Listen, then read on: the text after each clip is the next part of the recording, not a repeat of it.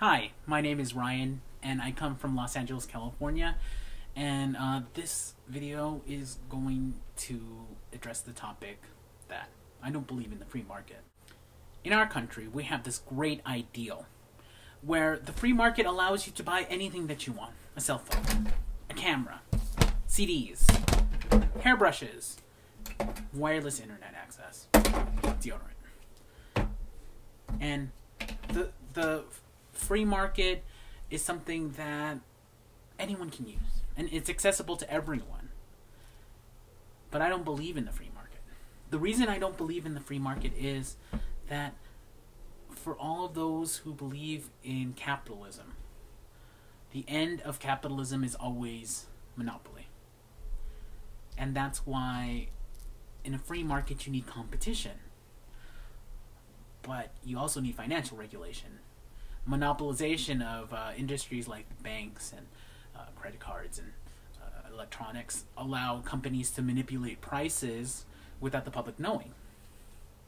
And that's a problem, because to keep a capitalistic society you need competition. If there's not that competition around, what ends up happening is monopoly. And monopolies eventually become oligarchies, and they become their own states, etc., etc. I mean, I know this isn't an apocalyptic view of the world, however, the world has been like that before.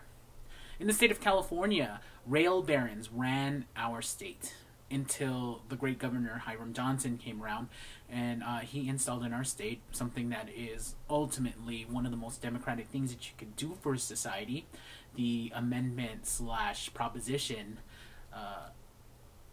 to our Constitution through direct vote. Also, it allowed for people to recall their people who govern them. So you can recall the governor, you can recall your state senator, you can recall your mayor.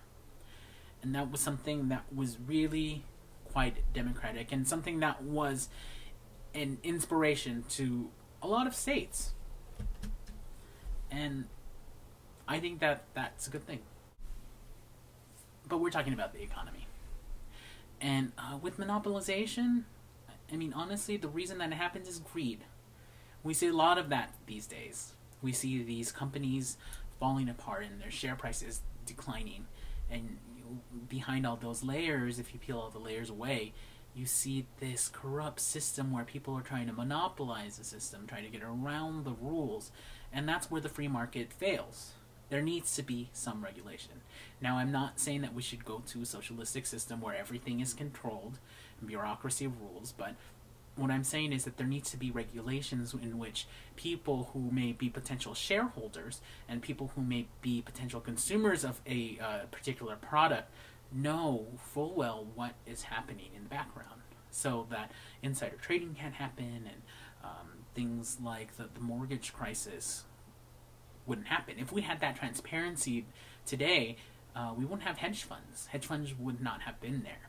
I mean, the removal of the Glass-Steagall Act, which was incorporated in the New Deal, because they didn't want banks to fail, and they didn't want investment banks and regular banks and mortgage banks and credit banks to be all together. And in 1999, when President Clinton was in the White House, the Republican Congress forced him basically to sign this bill saying, you know, no more regulation.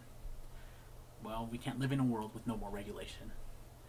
We live in a world where there's near 10% unemployment, and people have lost their entire 401ks, and now they can't retire. And we've gone to a job market where everything is in a tailspin. And it's because it started because of a chain reaction. And that's why I don't believe in the free market system. We need to have some regulation. So that's my deal with it. It's Ryan the Tail's End. I'm signing off. And I hope to hear your comments. Bye-bye.